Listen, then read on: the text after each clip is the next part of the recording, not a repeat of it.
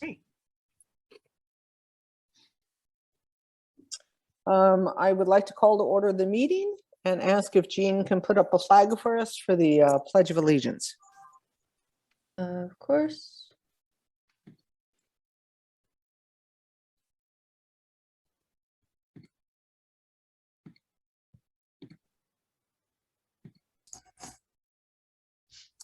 Thank you. I pledge allegiance to the flag of the United States of America and to the republic for which it stands, one nation, under God, indivisible, with liberty and justice for all. All right. We'll go ahead with roll call. For those of you who don't know me, my name is Kyra Wink. Hello. I am the chair of the Land Use Standing Committee, and we're meeting today to review these two items. And I'll go ahead with roll call of the other committee members, and then we'll get started.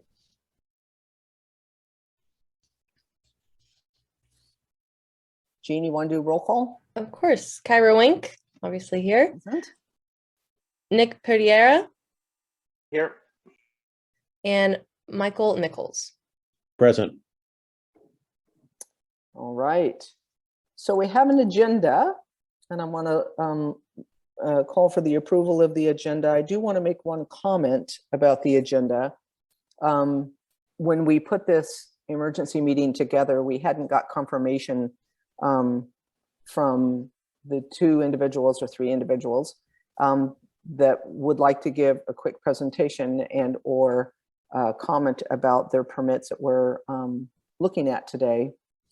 So we'll go ahead with presentations one at a time, and then we'll open it up to the board and then open it up to the public.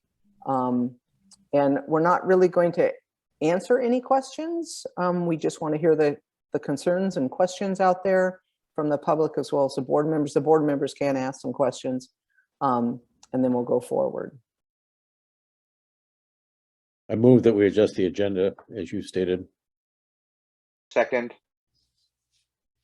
Jean, you want to call for approval? Okay, roll call vote. Michael Nichols, Yes. Nick Piera, Yes. Kyra Wink. Yes. At this time, I'd like to know if there's any conflicts of interest that we need to be aware of. Michael. Yes, Kyra, I have a conflict of interest on the Wildwood presentation. I'm involved with the Cazadero GMRS radio group, and we have a repeater at that site. All right, so noted. We'll make sure that during that discussion, we will exclude you for reasons of conflict of interest. Any other conflicts of interest? Okay, I'm gonna move down to correspondence. We have received a couple letters in the last 2 days, and I will read them very quickly. This one came from both of the, well, there's 3 total correspondence, 2 of which we got on the Wildwood permit. The first one is from Bonnie Figelis and Sean Hoyer. I don't know if I'm pronouncing that correctly, but they state, "Dear Land Use Committee members, Wink, Pereira, Nichols, and Supervisor Hopkins, we live on Old Cazadero Road in Guerneville and have serious concern about Wildwood's lands use legal notice PLP 20-009 regarding the 2111 Old Cazadero Road in Guerneville.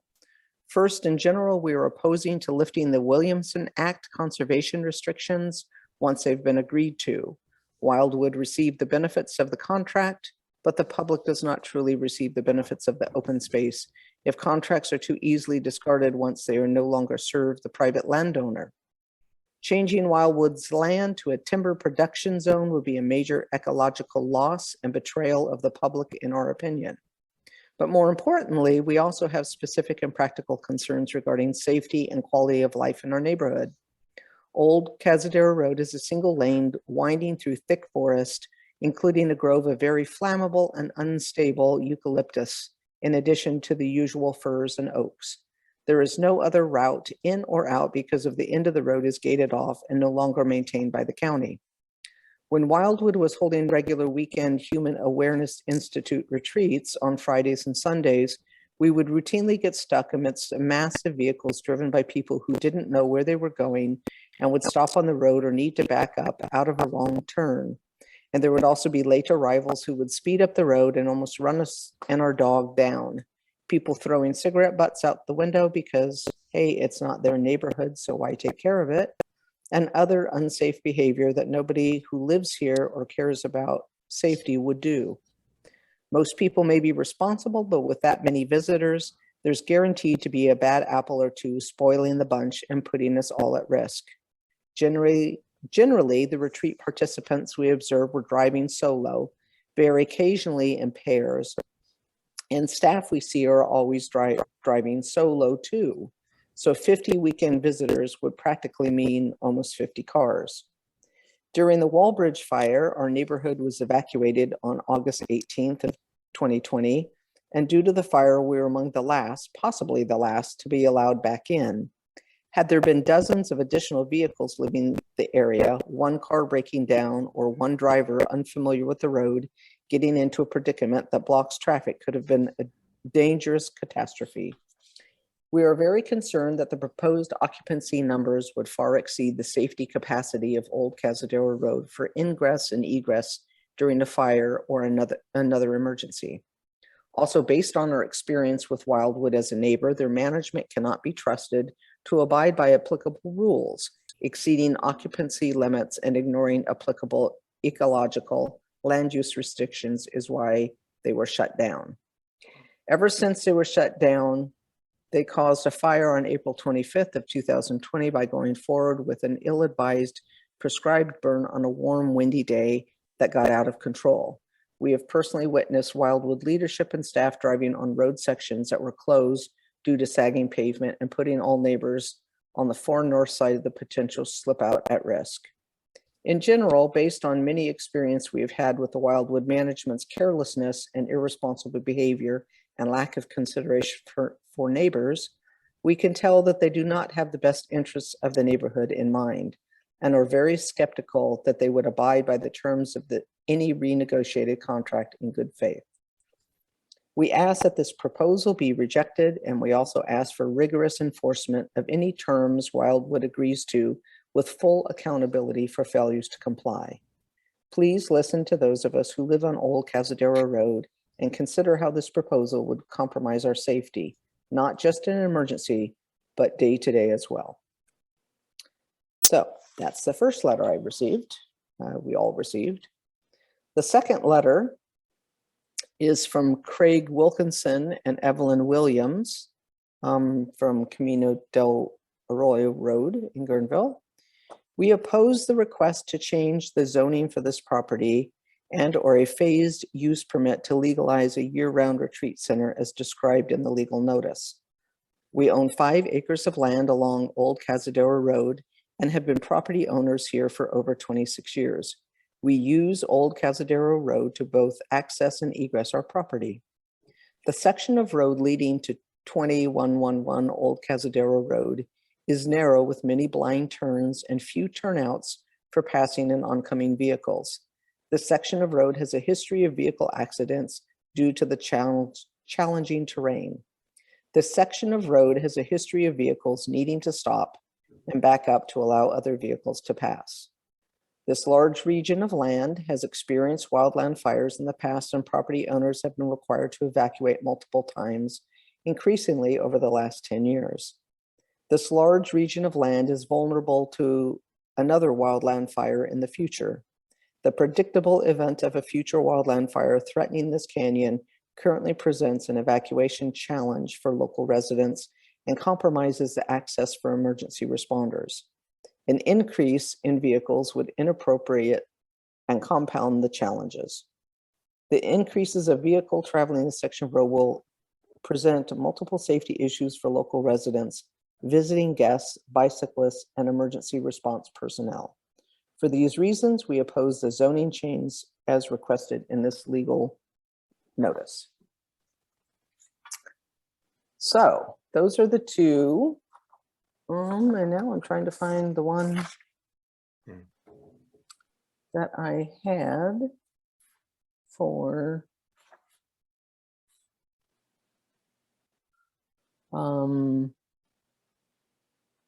Matthew, your property. Just out of curiosity, Kara, was it related to ADA compliance? The It letter? was. Yeah.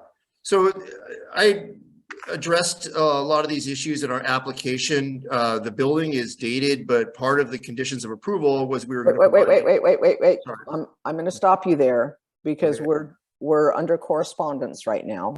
Mhm. Mike or Nick, do you happen to have that correspondence handy? If not, I will No, I didn't get it. pull it up. I'm sorry, I thought I had them all in my file to read here, neatly stacked.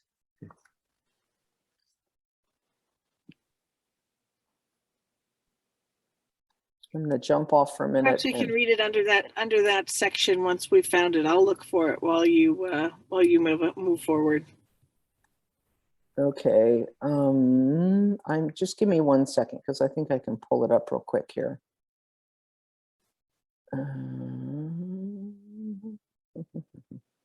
Here it is.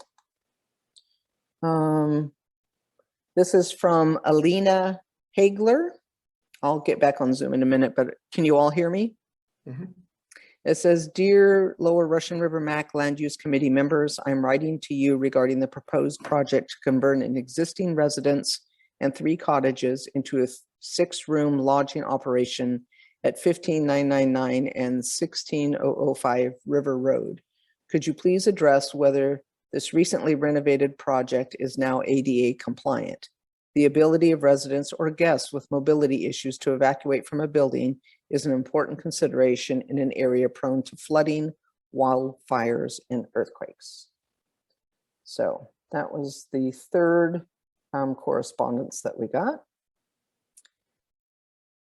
So consent calendar, item D. Any comments around correspondence? Anything I did not see that anybody else saw? I got an additional 4 letters regarding the Wildwood project. I can forward those to you later, or I can, but they're all pretty much in the same vein. Okay. Now, the purpose of this meeting is to provide public comment to the planners. We don't actually make decisions, so perhaps noting the 4 letters that will be forwarded with public comment will suffice. Yeah, I think that's a good idea. We will make sure that all these comments and anything that we hear on the call today regarding both of these projects will go to the zoning board. Thank you, Nick. Consent calendar, there is none at this time. Calendar items. So let's start with the River Road project. I'm going to read the synopsis that was sent out, and we'll give Matthew and, I'm sorry, what was your name? I'm David Harris. David. A few minutes to go over their project. So UPE 20-0068, Rivers End Lodge. The applicant is Matthew Gillum. The address is 15999 and 16005 River Road in Guerneville. The request for a use permit to convert an existing residence and 3 cottages into a 6-room lodging operation on a 3.47 acre parcel in the Recreation and Visitor Serving Commercial District K zoning district. The facility will operate 24 hours a day, 7 days a week, and have 2 full-time employees. No expansion of existing buildings or food service is proposed. And no events. Mhm. So why don't we take 5 to 10 minutes? You guys can present Any information you would like the board, the standing committee to consider, and any public who is attending. Matt, do you mind if I go ahead and speak first? Yeah, speak first, please, Dave. Okay, so just one quick point of correction there. We've decided to change the name from River's End to River's Edge to accommodate a concern about another name. So that was kind of a late, recent change. The facility itself is essentially was two parcels that we've now combined into a single parcel. And it had two very dated cottages, approximately 10 by 20. So they're fairly small sleeping cabins that were juxtaposed to a dated SFD structure.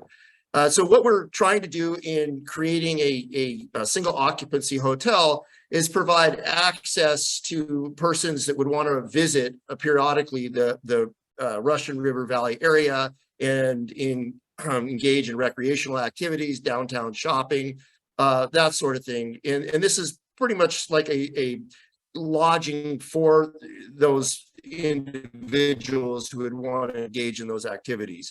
This isn't going to be a big event center where there's lots of activities going on. It's basically just a place for families to sit, a safe place for families to come and stay over. In terms of the buildings themselves, there are many building codes and requirements that need to be met in order to develop a commercial occupancy where the public will be housed overnight. And part of the conditions of approval in a use permit is to tease out things like ADA compliance, fire compliance, building code compliance, various aspects of any work done in the riparian. This property obviously sitting on the river.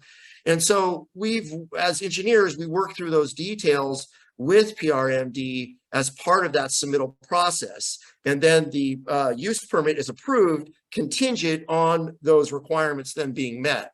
So just to address the concern of ADA compliance, while whatever renovations have been done previously did not completely address ADA compliance, as part of the use permit approvals, we have to address the ADA compliance within a building permit. And that's exactly what we're planning on doing, is to provide a building permit to PRMD, which will demonstrate ADA compliance, ADA compliant parking space, path of travel through an ADA compliant ramp into one of the apartments, which will be featured, have all ADA compliant fixtures. So just basically in a nutshell, that's the project. Okay, very good. Any other comments that you would like to make, Matthew, before I open it up to the board? Or the I'm committee, just I should committed say. to being a good member of the community, providing jobs to locals, providing basically an improvement in a building. And everything that we're doing is going to be compliant with all the building codes and the ADA codes before we open, and that will be verified by PRMD. Yeah.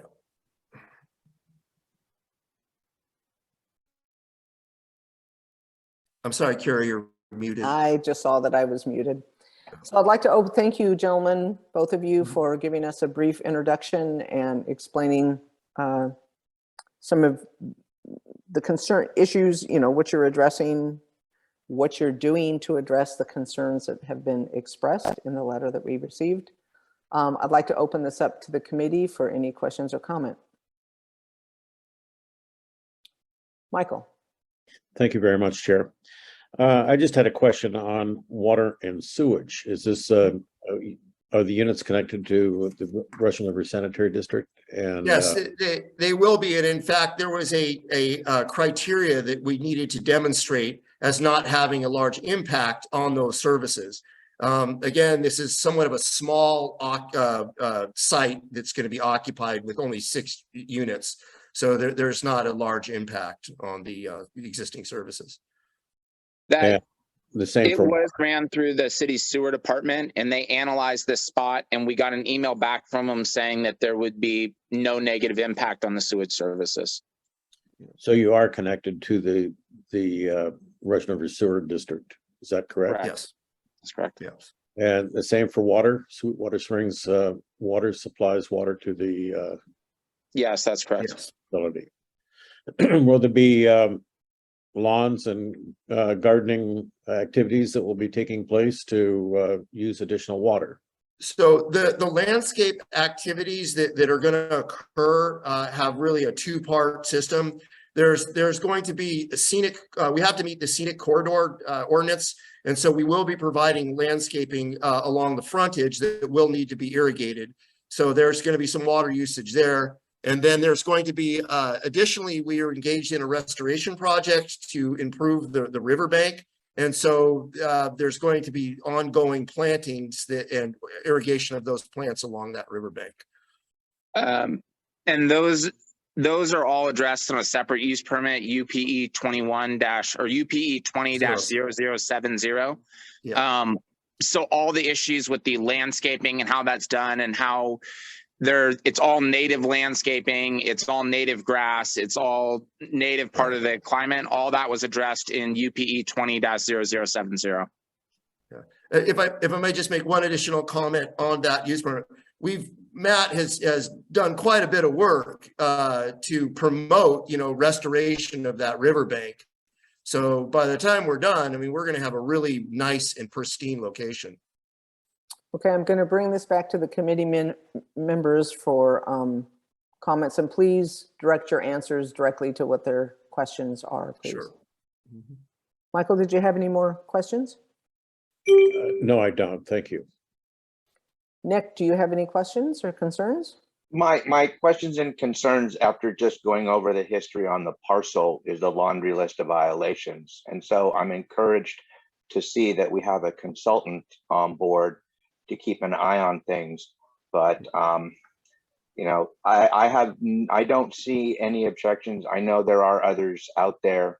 I will leave it to them to make their objections known. But at this point, my concerns are mainly compliance, and I see some mitigation with Oracle Consulting being on board. So, historically, this used to be for workforce housing. Is this correct? I'm not sure. Matt may be able to speak to that. It was owned by some people, some kids who inherited it from their parents, and their rental strategy was to neglect the building and maintenance, to not do any maintenance and not maintain anything for 20 years and just keep the rents low. That's kind of how it can get like a reputation of workforce housing, because it was very cheap housing, because it was unmaintained and there was lots of stuff that was unpermitted. So as Nick was saying, that there's a laundry list of permit violations.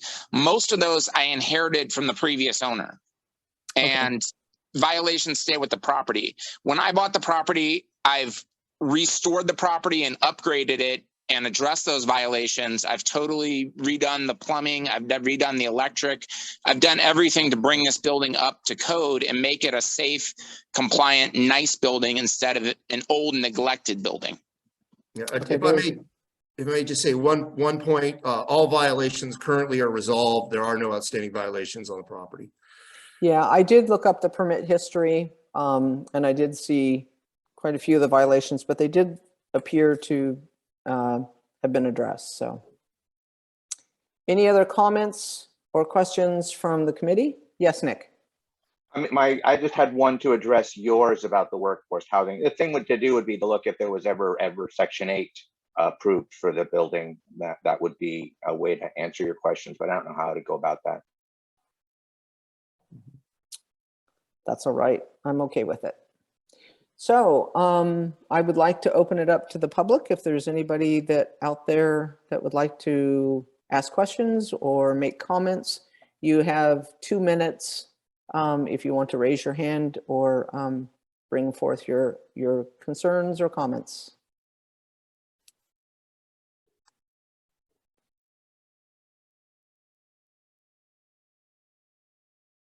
Jean or Elise, do you see anybody in We have attendance? Brian Hughes. Yeah, I has his see hand one up. raised hand. Should I give him permission to speak? Yes, please. Okay. Brian Hughes. Go ahead, Brian. Are you there? Yeah, I am, Kara. Thank you for giving me the opportunity to talk. I just wanted to bring to the attention that, um, there's been a time after time kind of a flagrant violation of the law and general contempt for PRMD. Of the violations that are listed were indeed after Matt bought his property. There are many people who have witnessed him doing work on his property. The whole stuff he did along the river was unpermitted. The zoning violation, which he's remedied, was because he caused it. So it's kind of amazing that somebody can come here and decide after the fact to come in and try to fix the violations that he's created. He kicked out the tenants during COVID. So that was kind of an impressive feat. So here people are being kicked out during COVID. You're doing all of this work without permits. Now you're coming back and trying to get these permits remedied after the fact. You have zoning violations for the repeating work that you did on the river. And now you're kind of asking everyone to come here and say, hey, I'm a good citizen for the town. Let me have this and turn it into a hotel, right? I think that this flies in the face of everything that that the Lower Russian River MAC has been working on, everything that we try to do of how to say, like, let's get permitting process, let's get people following the law, following the rule. This is just an example of the Wild West that none of us want to support, or at least I don't want to support. So thank you for the time. All right, Brian, thank you very much. Anybody else?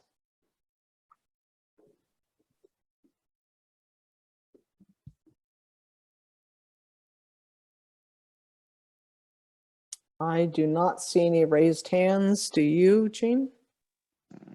No, there don't appear to be any other hands. Right. Could I take a second to respond to that? No, at this time, we're just taking comments from the public. You had your time to speak and share yours. They have their time to speak to share theirs. So we're going to move forward. I'll bring it back to the council. Is there any additional comments or concerns or questions before we move on?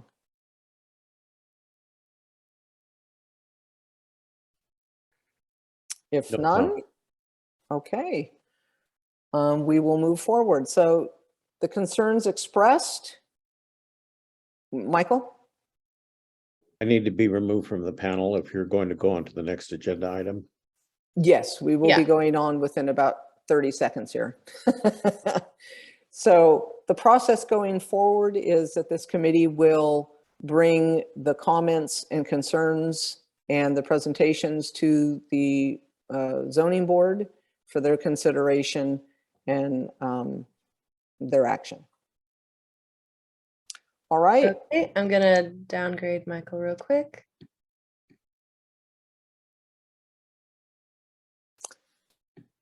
So we're going to move on to Wildwood. And so this is permit file number PLP 20-0009. It's a request for a zone change from Resource and Rural Development, RRD, to Timberland Production, TP. 2, cancellation of the existing land conservation contract, the Williamson Act, to be replaced by the Timber Production Zone Assessment District. And 3, a phased use permit to legalize an existing retreat center operating year-round with a maximum of 10 employees. The resort will operate Friday through Sunday with a maximum of 52 people on site, including employees. Following the completion of phase 1, and a maximum of 60 people on site, including employees, following the completion of phase 2, and open 1 week in a month, Thursday through Sunday, with a maximum of 35 people on site, including employees. During both phases, phase 1 is expected to be completed within 2 years from approval, and phase 2 will be completed within 4 years from approval. Located on a plus or minus 210 acre parcel lot at 2111 Old Cazadero Road. So with that, Ron, I believe you have sent us a video, a 4-minute video. Jean or Ron or whomever has the technical abilities to do so, can we play that? Yeah, of course. I can share my screen. Thank you, Kara. All right.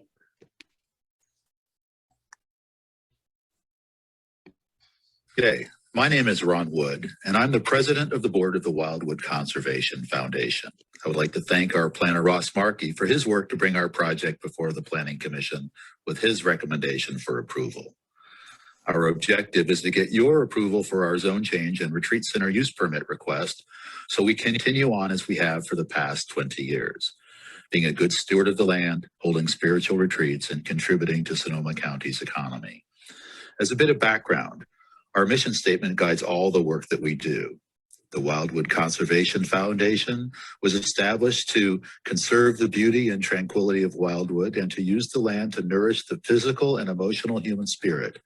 Wildwood is a sanctuary created and sustained by gay men for healing, transformation, and spiritual growth. Wildwood is a rustic retreat center nestled amongst redwood groves on 200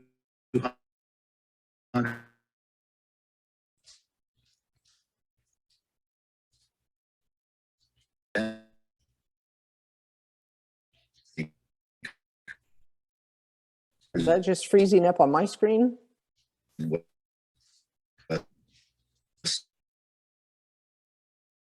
is tucked into the southeast on top. The A's were less. I paused it. Maybe it'll be up to it now.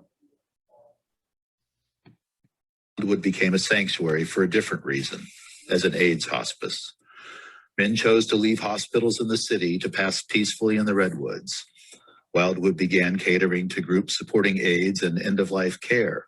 Groups like Shanti, Stop AIDS, ARIS, and the AIDS Fund brought AIDS patients to Wildwood to spend their last days on Earth as peacefully as possible. I can recommend the documentary We Were Here, which chronicles how AIDS epidemic impacted our community. The opening scene in the film shows a group of ailing men in wheelchairs in the gardens at Wildwood. 20 years ago, funds were raised to purchase the property and the nonprofit Wildwood Conservation Foundation was founded. In 2003, Wildwood deeded a conservation easement to the Golden State Land Conservancy, a locally based land trust. The conservation easement spells out the foundation's responsibilities for the stewardship of the land, that Wildwood Retreat Center would be run as a nonprofit, generating enough positive cash flow to support the management of the land. So where are we now? As part of our request to rezone from ag to timber, we prepared our forest management plan. Our forester, Matt Green, worked to incorporate our Golden State Land Conservancy responsibilities into our forest management plan. Our plan also highlights areas for continued redwood habitat restoration. This builds on the work done by our partner, Forest Unlimited, who have planted 3,000 redwood seedlings at Wildwood over the past 10 years. Wildwood is a good neighbor. One of the things we learned during the Wallbridge fire is that communications fail. Soon after PG&E power was cut, the cell towers also failed. After the fire, Wildwood was approached by Tony Goodwin, who was working to set up a GMRS radio repeater for the Ranch Radio Network to provide communications during power outages and fires. Wildwood now hosts a GMRS, which is General Mobile Radio Service or two-way radio repeater, which has become the prototype for a future hardened Connex radio station project, which is being led by Director Horvitz of Transportation and Public Works. For community fire safety, Wildwood has agreed to allocate space for CAL FIRE to host emergency water tanks to serve the Upper Old Cazadero Road and Devil's Backbone area. Chief Turbeville of CAL FIRE has surveyed Wildwood and is considering site options for the tanks. Wildwood has always been a resource for firefighters by assuring fire roads remain open. Wildwood has received strong letters of support from our key conservation partners, the Golden State Land Conservancy and Forest Unlimited. Along with them, we ask you to help us reopen the retreat center. Opening will enable Wildwood to fulfill our mission and put us back on the path to financial sustainability. We're near financial disaster because we cannot raise funds to manage this valuable resource. Opening will enable Wildwood to continue to fulfill our commitments to our members, our conservation easement, and our community. Thank you for your time and consideration in this matter. All right. Ron, is there any other comments that you would like to make beyond your presentation before I open it up to our committee?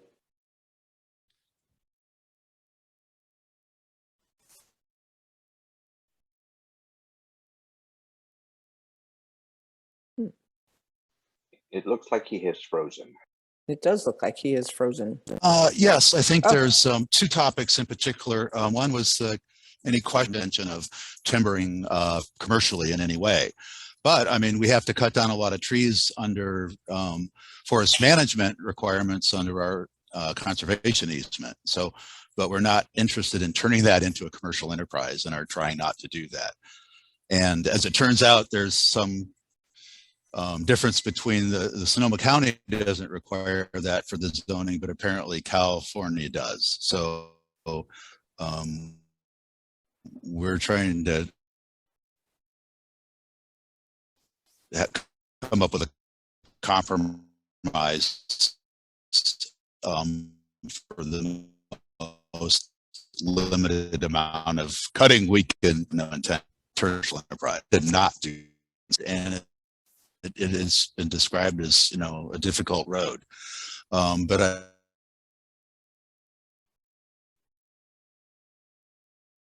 Ron, we're having difficulty. You're breaking up quite a bit.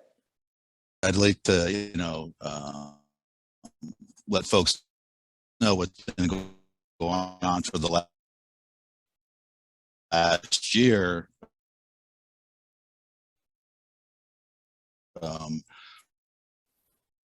Both the Department of Public Works and the fire department. I live vegetation and widening and whatnot. Also, the plan has road as an emergency fire exit across East Austin Creek, and I believe that's in process. I'm not an expert on that, but I guess those are the two comments that I wanted to just address. That I know that those were a concern to the community. So Ron, unfortunately, we only got about half of what you said because you were breaking up.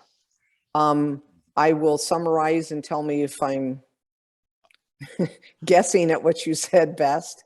Can I turn off my video? That might ease that. Oh, that's just a much little better. bit. Yes, much better. I'm sorry. Go ahead and restate. Just briefly, the timber production zone that we're moving into, or we're trying to change into, because we have it's more consistent with the land use, or we're not a chicken farm, which is what the ag was about. So we have to have there's a timber production zone, and in that we are a timber protection district, if I understand the vernacular.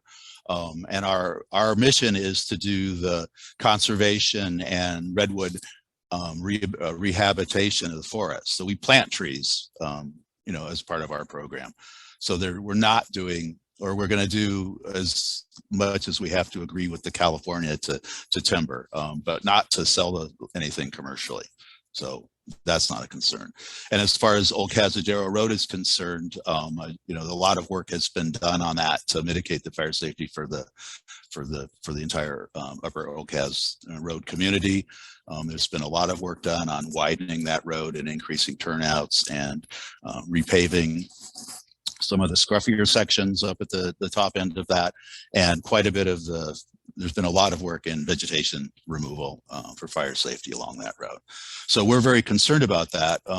When Linda Hopkins came up to open the bridge that had washed out in February in 2017, we talked about opening Old Caz Road across as an emergency exit. And she mentioned that there were state emergency funds for that, and progress has been made along that. An application a plan was submitted to California to build a temporary emergency crossing over that road. And currently that's being negotiated between Sonoma County, TPW, and Caltrans, and I guess the Fish and Game Department. Those are all involved in that conversation. But the road is totally passable. I took Director Horowitz and we drove down the road across the creek and up to Cazadero and back again. So the fire department has used that road, quite a bit during their need to get in for fire access. So that is goes on now. So that's my summary of that. Thanks. All right, thank you very much. So I want to open this up to the committee, and we're a committee of two right now since Michael had to recuse himself. So Nick, any questions or concerns? Unmute. Sorry about that. So the road, even, beyond where it crosses Hulbert Creek the last time and goes on up, I mean, the road is not in good shape. What sort of plan to improve it? Because it's not up to the increase in traffic. I mean, I'm on Old Kaz and Cherry Roads a couple of times, 3 or 4 times a week, and I can't imagine the increased traffic on those roads like that. I mean, we Can I discussed. just I'm sorry. Go ahead.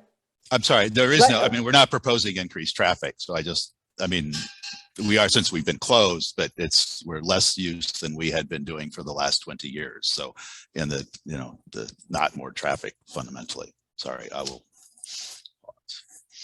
Nick, go ahead. No, I'm not sure about the status of the road.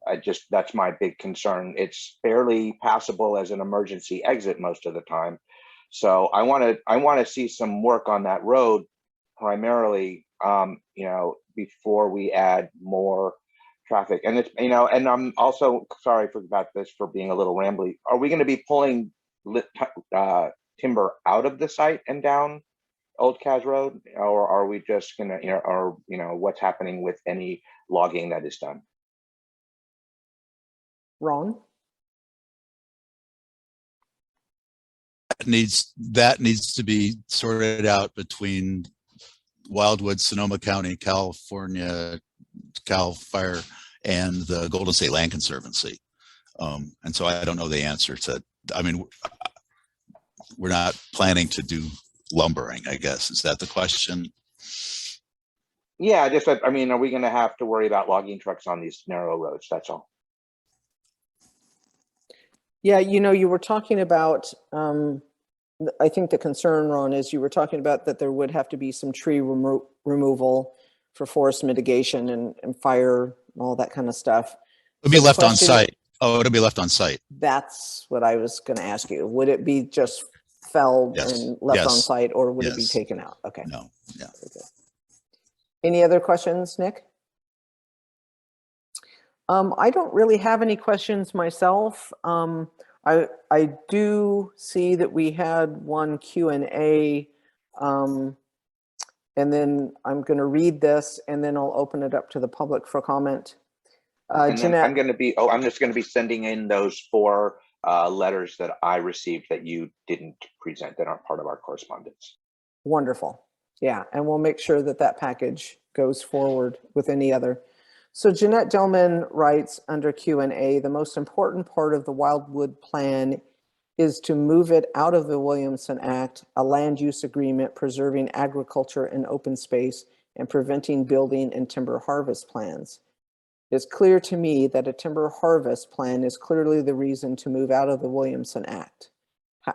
How many years remain with the plan, and are the current owners and originators of the Williamson Act?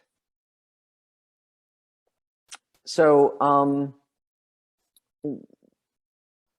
we just have that question to read, and as it's part of the public comments. And are there any other comments out there, hands raised with anybody else? Yeah, I see a few, so I will invite Alina to talk. Alina, go ahead.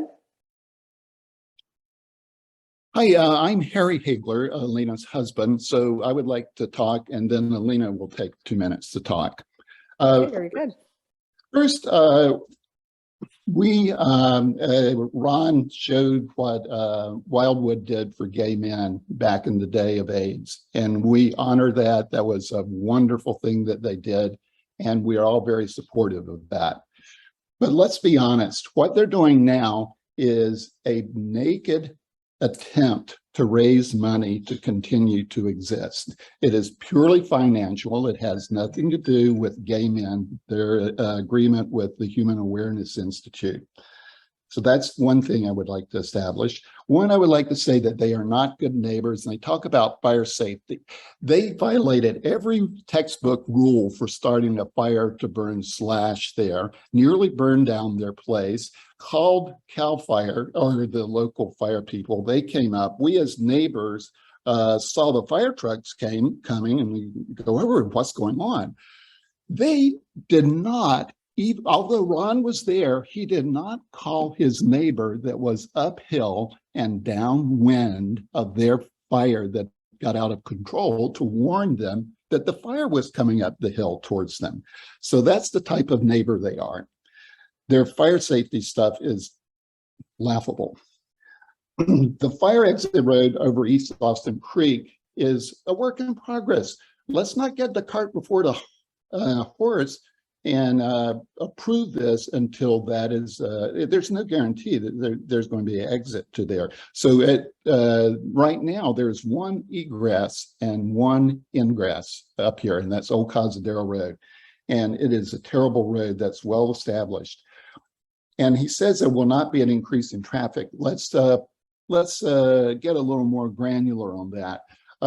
They operated for many years and the traffic wasn't terrible.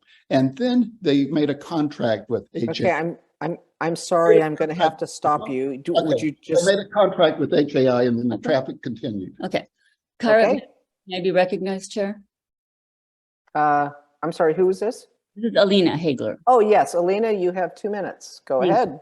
Okay, so one of the problems with the traffic is that when HAI made their contract, they were bringing up to 80 people up the road. And I don't remember exactly when Ron came in, but he wasn't part of the very, very beginning of HAI, if I recall correctly.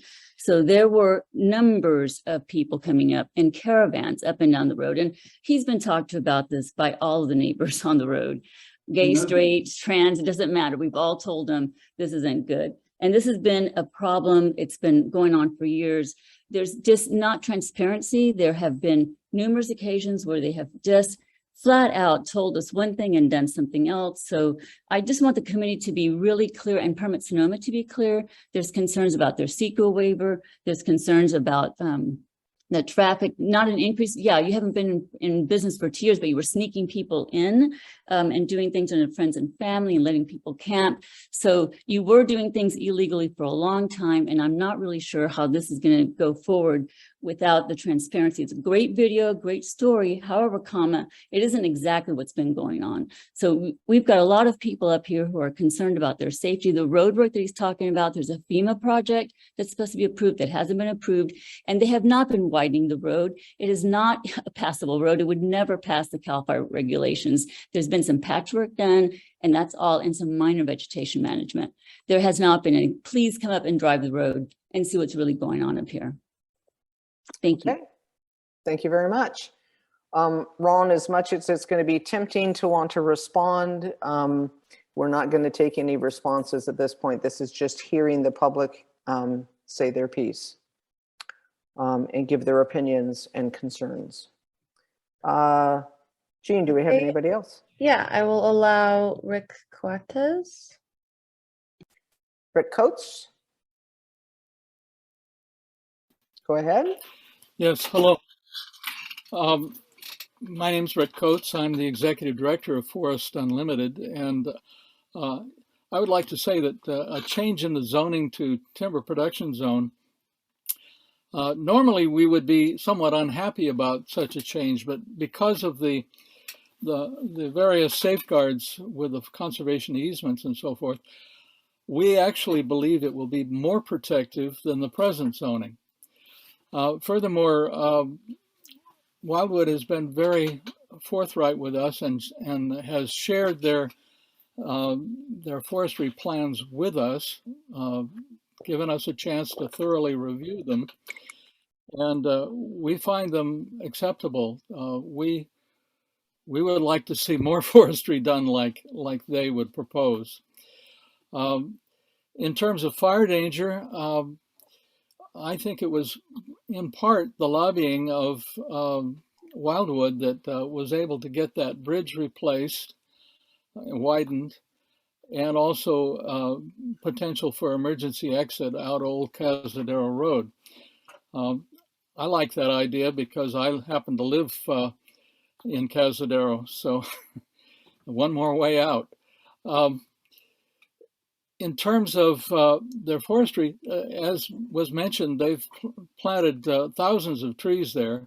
I know that because Forest Unlimited did it, and they have been very careful to water them and to try to make sure that there's a very good survival rate in spite of a heavy drought.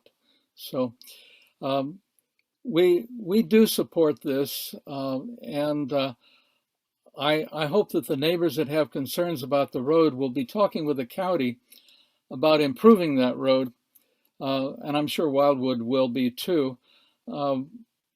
It, of course, isn't in their jurisdiction to do much about it, so there are many roads in the county like that. Thank you.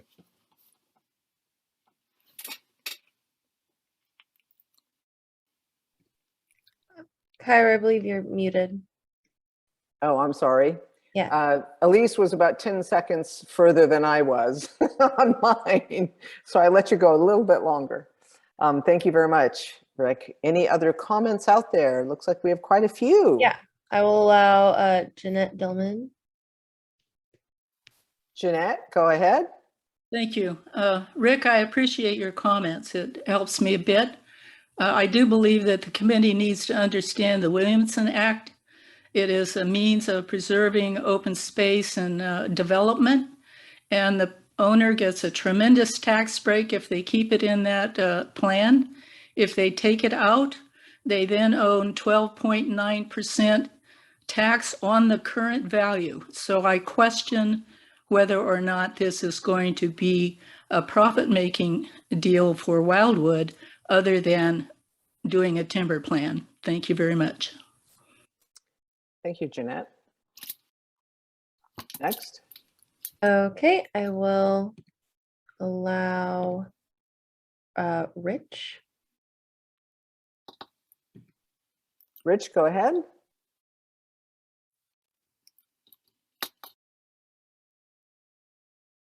Rich, are you there?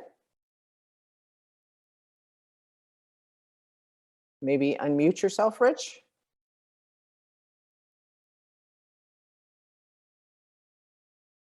Okay, why don't we go on to the next person? Okay, I will allow Brenda. Brenda, are you there? Can you hear me? Is this Rich or Can Brenda? you hear me? Is this Rich? No. This is This Brenda. is Brenda. Hi, this is Brenda Ruffino. Can you Yes, hear me? Brenda. Yes, You please. can go hear for- me. Okay. So about a decade ago, when the new Wildwood guest rooms were built, which are heated by electricity, and this was proudly shown to me on a tour from the former Wildwood manager, Martin Mayer.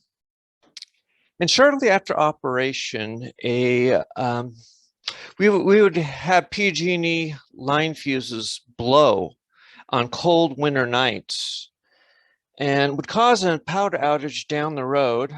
And my brownout, aka low power, would immediately stop once that fuse blew. I know this because that fuse is on my ranch.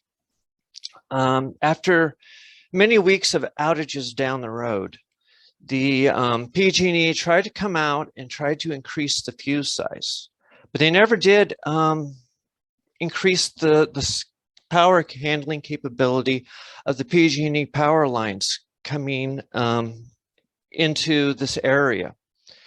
So in the winter times, when they are in operation, we sometimes experience brownout conditions on the cold nights when they're heating. I've seen it drop down as low as 80 to 90 volts when it's typically 120. At that voltage, sometimes your computer won't power up. You definitely can't get an electric motor to go like your refrigerator. So I have some concerns to this. And then the last one is that the increased traffic on a one-lane road does increase the potential of head-on collisions. So that's a concern too. I think my time is about up. Yes, it is. Thank you very much. Appreciate it. All right, next. Okay, I see Mark Dupre. Mark, are you there? Yes. Go ahead, please. You Yes. can hear me? Yes. Excellent. Mark Dupre, I'm the executive director of the Golden State Land Conservancy. We've been working with Wildwood for it's almost 20 something years now on the conservation easement that's been in place. I will say that we are a statewide land trust with 65 projects totaling about 35,000 acres. And I would say that Wildwood is one of our best stewardship, have best stewardship records as far as how they've taken care of the property. We've been very pleased with how how they've reacted to our findings. And also too, one of the things that I was mentioned before was about the forest management aspects of this, that we really look at how to get the forest to be as healthy as possible and also to return it to its original condition. A timber harvest plan would allow us to do that because what we're doing is basically protecting the conservation values by protecting the actual forest growth.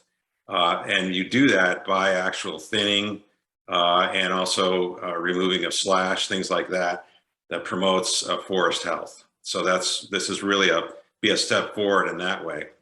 So I want to speak to just the stewardship record of this group, and I've worked with several of the owners there, and it's been a real pleasure to work with them, and very, very cooperative as far as in our requests for things. And yeah, I just want to say that we've real pleased with working with them, and they're an exemplar. So that's it.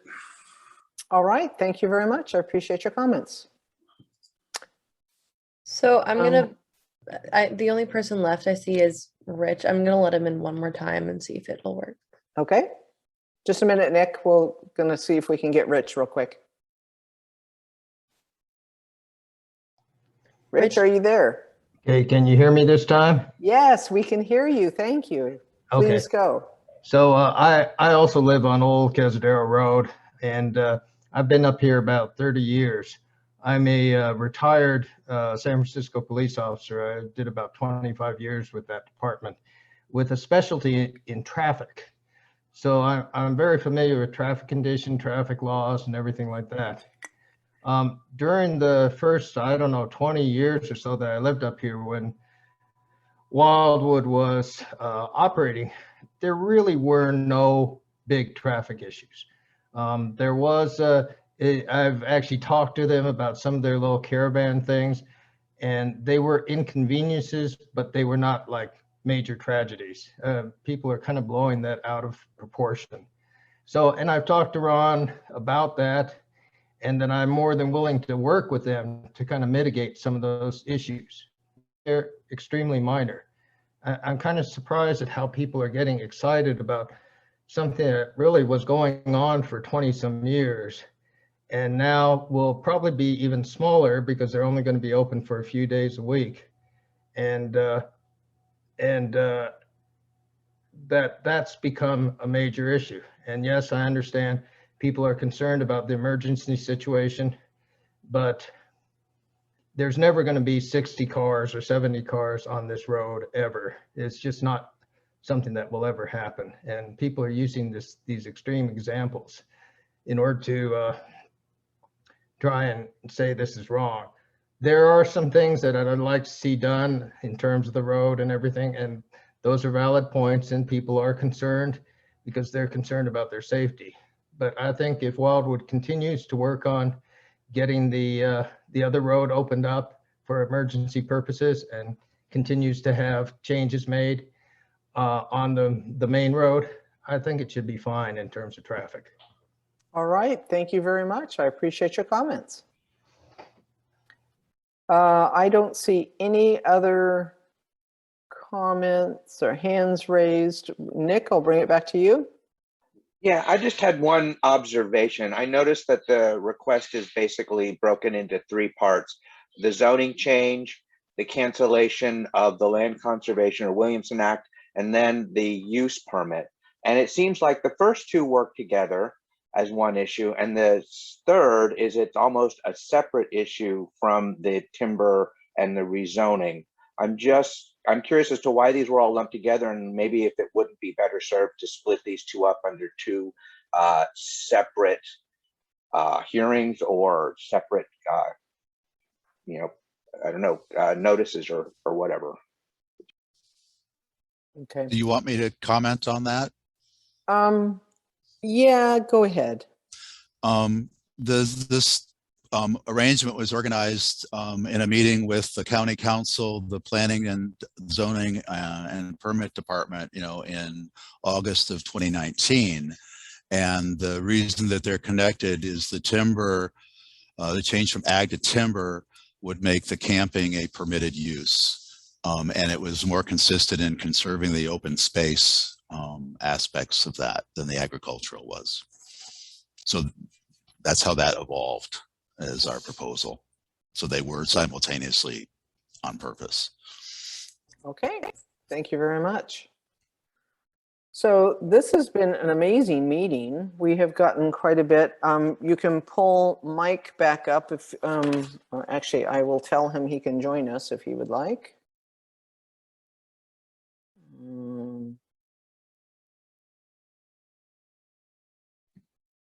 He's rejoining as a panelist.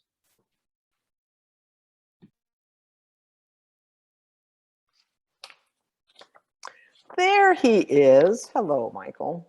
All right, so we have completed our public comments on Wildwood and the River Road project. At this time, I think we have discussed and given an opportunity for the public to register in on these permits. We will take all letters and all comments that were shared today and pass them on to the planners so that they will have that information available to them. I thank you all for attending. I'd like to, is there any agenda items that we need to address before our next meeting, Nick and Michael? Not as far as I'm concerned. None for me.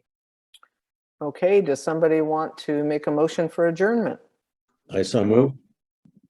Second. And roll call? Kyra Wink, Yes. Michael Nichols, Yes. and Nick Pereira. Yes. All right, thank you everybody for special thanks to county staff for helping us get this all together in a timely, quick fashion. Thank you for the council members, the committee members for being available and willing to hold the special meeting. And thank you to all the public out there for your concern and comments, and we will represent that to the board. Good night. Have a wonderful 4th of July. Thank you, Chair.